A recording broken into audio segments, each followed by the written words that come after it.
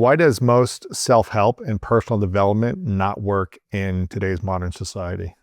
Because they're addressing the wrong things. They're addressing how do you do better in Buy Me? And trying to do that is saying, right, if you're in Buy Me, and Tony says this beautifully, he says, success without fulfillment is failure.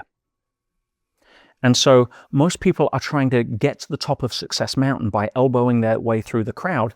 They get to the top, they sacrifice, they miss their daughter's recital, they sacrifice their health, and they get to the top and they want to jump off because they don't like the view. Why is that? Because they were taught that if they succeed enough through achievement, then they'll feel happier. Mm-hmm.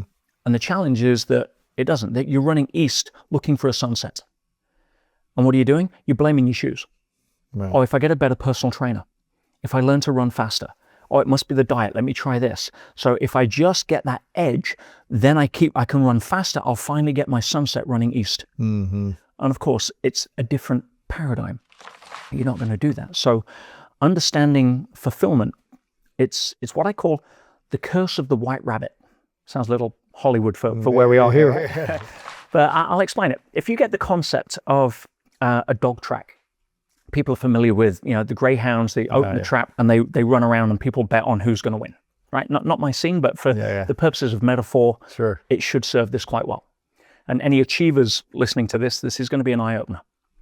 So why do the dogs run? They run because they're chasing a mechanical rabbit. The question is, do they ever catch the rabbit? No. What if they run really fast? No. They just speed up the rabbit. Speed up the rabbit. What if they have a better trainer? Speed up the rabbit still, yeah. Sleep in a better kennel? I mean, it's no, right? So the reason the dogs don't catch the rabbit is because by design, they can never catch the rabbit. Mm-hmm. Now, replace greyhound with entrepreneur or achiever. Mm-hmm. Replace rabbit with the goal you think is going to make you happy. Now, if you look at the dogs at the end of a race, you ever see a greyhound at the end of the race? They're ecstatic. Mm. Why? Because they got to run. That's what greyhounds are born to do. Entrepreneurs, we are built and born to build businesses. That's what we do. But if we're linking our success to catching the rabbit, I mean, you just imagine at the end of the race, the greyhound turns to his friend and says, hey, listen, I ran 3 races this week, won 2 of them, still haven't caught that damn rabbit. I quit. Yeah. Right? No, right? They get to run. And so if you're building a business in order to catch the rabbit, your next quarterly goal or your shareholders report or whatever it may be, and you think, when I get there, and of course, have you noticed that the rabbit always just seems that little bit ahead, I'm almost there, right? What happens when you do actually get your goal? How happy are most people? For how long? They're not actually happy. Maybe a day or 2, but then it's like, oh, what next? 100%. That's the curse of the white rabbit. And why are they relieved at least for a short while? Why? Because they're no longer chasing. So I say, when I get my first million or my first Ferrari, I'll be happy. I was 25, I bought my first Ferrari for cash. And I was happy for about a week. Right. And I make my first million, then I'll be happy. What happens? You make your first million and you're not happy. And then you finally realize why. Of course. Answer's simple. It's because I need 2 million in case I lose the first. Right. Oh, it shouldn't be a Ferrari, it should be a McLaren. That will make me happy. That goes on forever. Yeah. Or now I'm hanging out with people that make 10 million and now I'm at the bottom of the rung. I've worked with people worth 700 million who are on antidepressants because they're not a billionaire. Really? Oh yeah. Come on. That game never ends. Yeah. It's the curse of the white rabbit. So how do you break that? Well, understand that in order to do it doesn't require a new hack, a new 10x this, a new ice bath routine, all of that's outer world stuff. Outer world follows inner world. That's just buy me hacks on how to run faster east to find your sunset. Instead, if you realize, ultimately, and some people they're not ready to hear this, but they will at some point. You break the curse of the white rabbit by understanding the reality that you already are that which you seek. What does that mean? What are you really after? For the Ferraris or the money or the body or the house or whatever. What are you really after? Probably a feeling for most people. A feeling. There isn't a feeling that at your age or most ages, by the time you're 20, your brain doesn't neurologically understand or hasn't experienced at some point. You know how to create it. So what you're really saying is that in Buy Me, and this is kind of the curse of Buy Me, the White Rabbit, is that when I achieve a certain level that I have internally arbitrarily set as a point, I will then give myself permission to feel a feeling that I could actually feel now. Mm-hmm. But I'm refusing to do that because my rules for what has to happen for me to have that permission are set in some sort of achievement criteria externally. Instead of just being now. So here's a great analogy.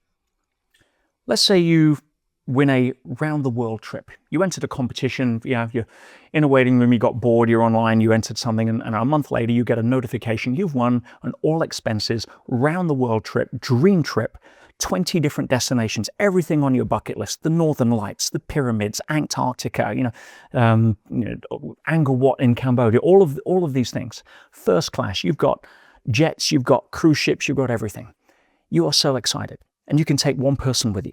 And obviously if you would be Martha, right? Mm-hmm. But you call your friend and you say, oh my goodness, you're not going to believe this. We're emotional creatures. We're designed to share. We experience emotion through connection. So you call a friend or you're talking and say, I've just won this amazing round the world trip. I'm just looking through the itinerary. And before you can get to the second place that you're going to, your friend cuts you off and says, whoa, what's your final destination? You're like, well, I'll get to that. But we're also going here and we're going, well, no, I don't care. What's your final destination? Mm-hmm. You're like, well, I haven't even looked that far ahead. I just want to enjoy the trip. Yeah. That's life. Mm-hmm. So many people are trying to race to what they think is a final destination that'll make them happy when I get this house or that car or this status or that amount of followers or this many likes on my breakfast or other crap that goes on. You already are that which you seek. Mm. And when you realize that if I can give myself permission to be happy now, and what is happy, don't complicate it. Happiness is a byproduct of thinking happy thoughts. Mm-hmm. Case closed.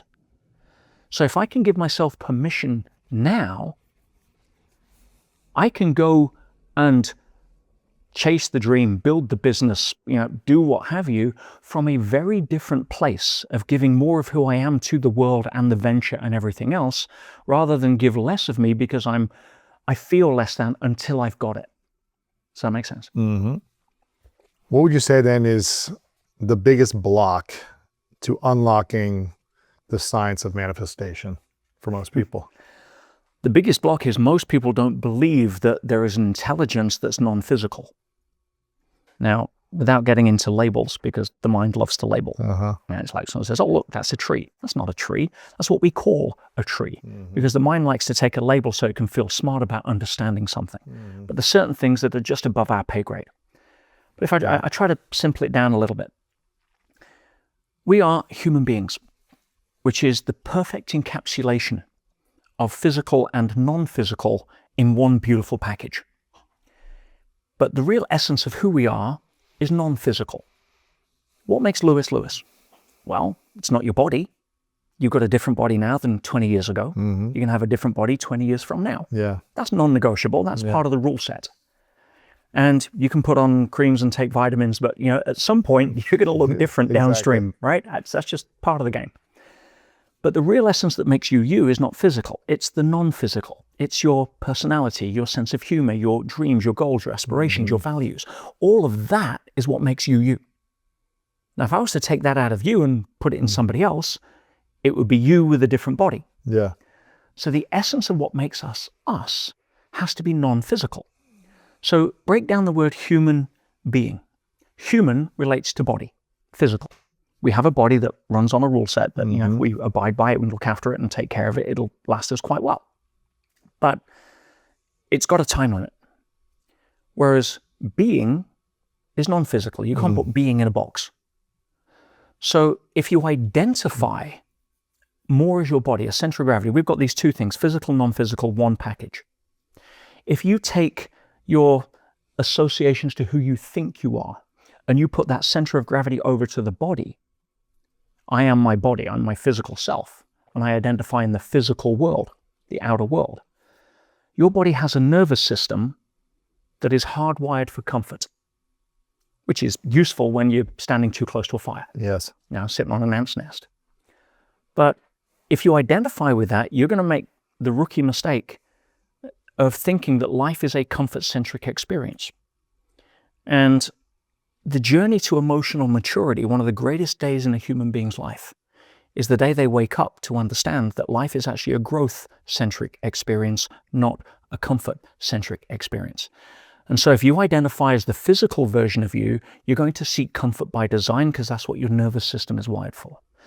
If you understand that the real essence of who you are is way bigger than a body, the non-physical version of you, the you with a capital Y, let's call it our soul, that's hardwired for growth. Everything in nature grows so that it can contribute or it's taken out of the food chain. I didn't make that up. Look out of your window. No. The 2 rules of nature. So if you identify more with you trying to carve your legacy out in the physical world, you're going to be calling problems rather than opportunities or challenges. You're going to be struggling and fighting an inertia that is designed to give you challenges and problems because that's how you grow. We know that in the gym. Yeah, how do you grow the body? You push it past its comfort zone. Yeah. Whereas, how do you grow spiritually? Through the challenges and problems we have. So if most personal growth is focused upon you trying to take on the outer world to chase some rabbit that you think is going to give you fulfillment, which it isn't. Why? Because the reality is you can never, underline, never catch the rabbit of fulfillment by running on the track of achievement. Not because you're not a good enough entrepreneur or a good enough hustler or a good enough person, but you turn up the speed of the game by design is designed that you can't do that. You can never win. It shouldn't even be about winning. It's like, and if that's the game you're playing, you'll never be able to win because there's always something else you need to chase. Exactly. There's always something that comes after, and you go to your grave exhausted. Yeah, Rockefeller, famous for saying at the end, how much more money do you need? Just a little more. Crazy, right? That's not the game you want to play. Is that play. what he said at the end? Yeah. Now, I wasn't there. I mean, right. That's what you hear. But, yeah. And I had a business mentor, bless him, he's passed away now. I've had 3 main business mentors, a gentleman called Peter Thomas, who founded or co-founded EO, the Entrepreneurs Organization, Beautiful Soul. And Dan Pena, who I've known for 35 years now. Wow. Dan is the king of Buy Me. You want to hustle and buy me?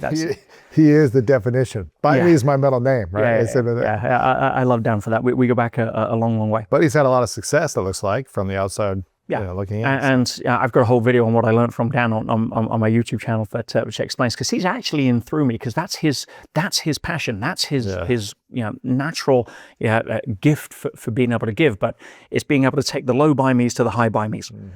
Right? And then another gentleman called Errol. Errol is a plutocrat by every definition. I knew Errol for 15 years.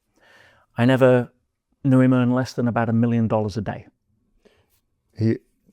Say it again. He only what?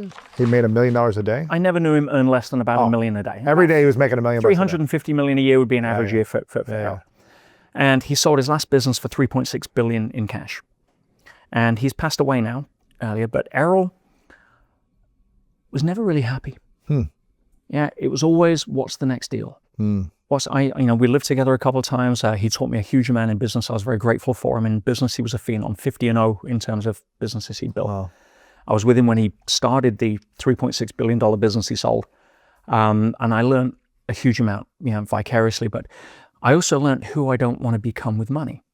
No criticism to him yet. Now he's not here to defend himself, but he'd probably agree as well that his level of fulfillment just wasn't there.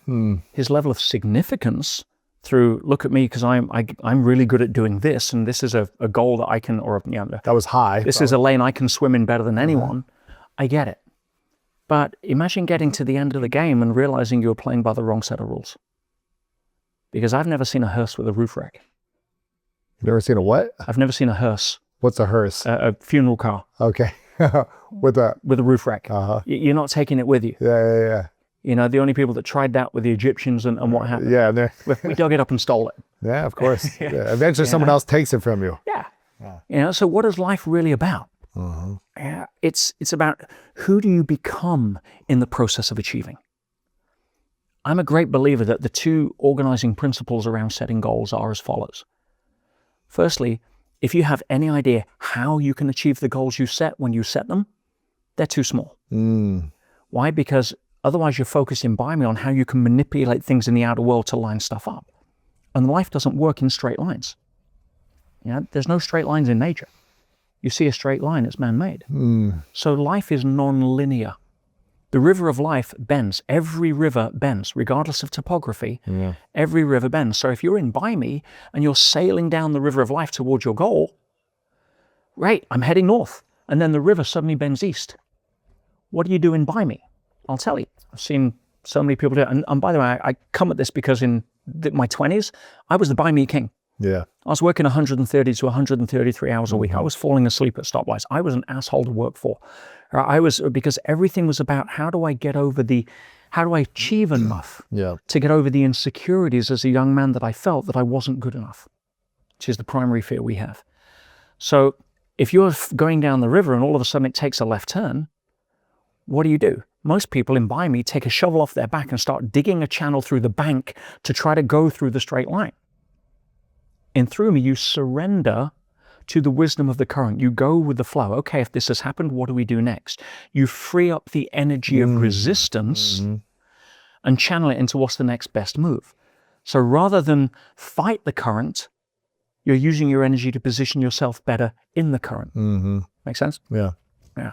So most personal growth fails because it's really teaching you how to run east looking for a sunset, how to catch the rabbit of fulfillment by running on the track of achievement, and how to run in straight lines towards your goals and go through them with energy, persistence, determination, desire.